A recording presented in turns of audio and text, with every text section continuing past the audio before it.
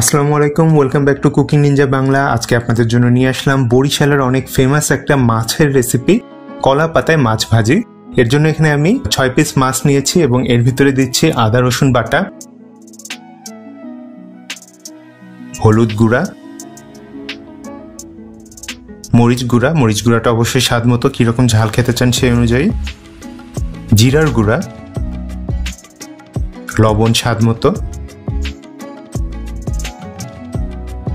আলু এভাবে কেটে নেয়া, আপনারা আরো চিকন করে দিতে পারেন, পেঁয়াজ কুচি, ফালি করে নেয়া কাঁচামরিচ, সরিষার তেল,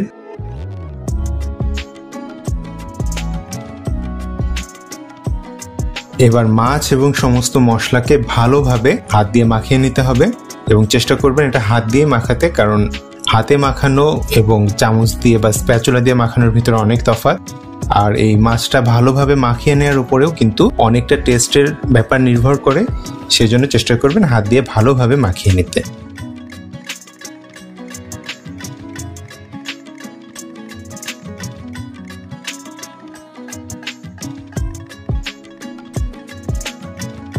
মাখিয়ে নেওয়া হয়ে গেছে, এবার একটা ফ্রাইং প্যান নিচ্ছি, আপনারা চাইলে এখানে তাওয়াও নিতে পারেন। এবার ফ্রাইং প্যানের উপরে আমি কিছুটা সরিষার তেল দিয়ে এভাবে মাখিয়ে নিচ্ছি।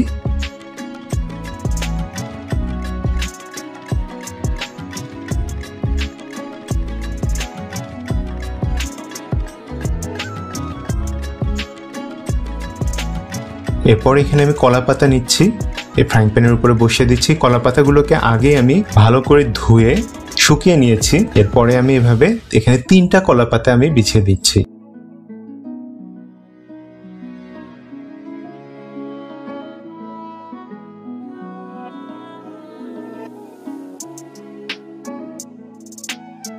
এবার শেষ যে কলা পাতাটা দিলাম সেটার উপরেও কিছুটা সরিষার তেল দিচ্ছি এবং তেলটাকে ভালোভাবে পাতার সাথে মাখিয়ে নিচ্ছি।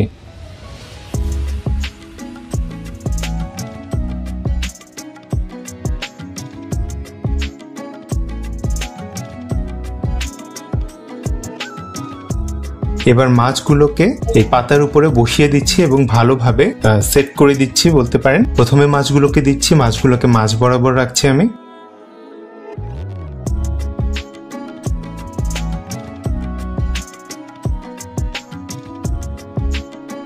আর মাছের পরে যে আলু, পেঁয়াজ আর এক্সট্রা যে মশলাগুলো সেগুলোকে মাছের চারদিক দিয়ে ছড়িয়ে দিচ্ছি।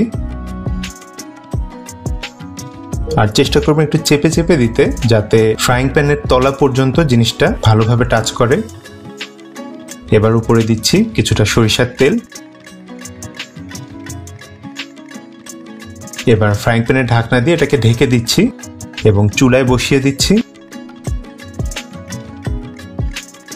মিডিয়াম হিটে এটাকে কিছুক্ষণ রান্না করার পরে দেখতে পাচ্ছেন এর ভিতর থেকে এক্সট্রা ঝোল বের হয়েছে। এখানে কিন্তু আমি কোনো রকম এক্সট্রা পানি ইউজ করিনি, মাছ, আলু আর পেঁয়াজ থেকে যে ঝোলটুক বের হয়েছে। দেখুন জাল করতে করতে এক্সট্রা ঝোল যখন এরকম শুকিয়ে আসবে, ঠিক সেই পর্যায়ে আমি চুলাটা বন্ধ করে নিচ্ছি এবং এই মাছটাকে উল্টিয়ে দিতে হবে। এর জন্য প্রথমে আমি ফ্রাইং প্যানের ঢাকনার উপরে পাতা সহই আমি মাছগুলোকে উঠিয়ে নিচ্ছি।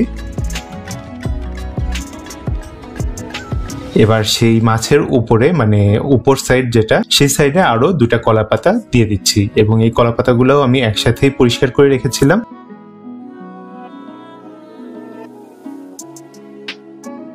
দিয়ে দেওয়ার পরে এইভাবে ফ্রাইং প্যান দিয়ে উল্টে দিচ্ছি। দেখুন এবার উল্টিয়ে দিলেই মাছগুলো আবার ফ্রাইং প্যানের ভিতরে সেট হয়ে যাবে।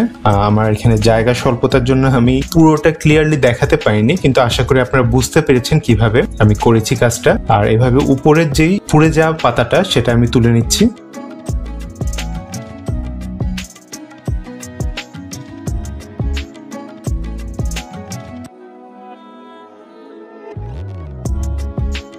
নিয়ে এবার এই সাইডটা একটু কিছুটা চাপ দিয়ে দিচ্ছি, এতে করে নিচের অংশটা ভালো মতো তাপ পাবে।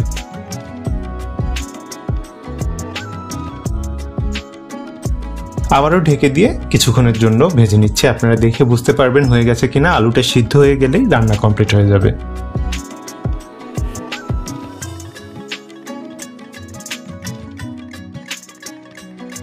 রান্না কমপ্লিট হয়ে গেছে, এবার আমি ঢাকনা তুলে নিলাম। এবং সার্ভিং প্লেটে সার্ভ করে নিচ্ছি। আপনারা অবশ্যই এটা একবার হলেও ট্রাই করবেন। যারা বরিশালের আছেন তারা তো অবশ্যই এটা জানেন এই রেসিপিটা, কিন্তু যারা কখনো ট্রাই করে দেখেননি অবশ্যই ট্রাই করে দেখবেন। কলা পাতার সাথে একটা যে মাছ ভাজার যেই ফ্লেভারটা, এটা ব্লেন্ড হয়ে অনেক সুন্দর একটা ফ্লেভার তৈরি হয়। আশা করি আপনাদের ভালো লাগবে। ভিডিওটা কেমন লাগলো অবশ্যই জানাবেন। ভালো লাগলে অবশ্যই চ্যানেলটা লাইক এবং সাবস্ক্রাইব করবেন। আজকের মতো তাহলে এই পর্যন্ত। সবাই ভালো থাকবেন, সুস্থ থাকবেন। আল্লাহ হাফেজ।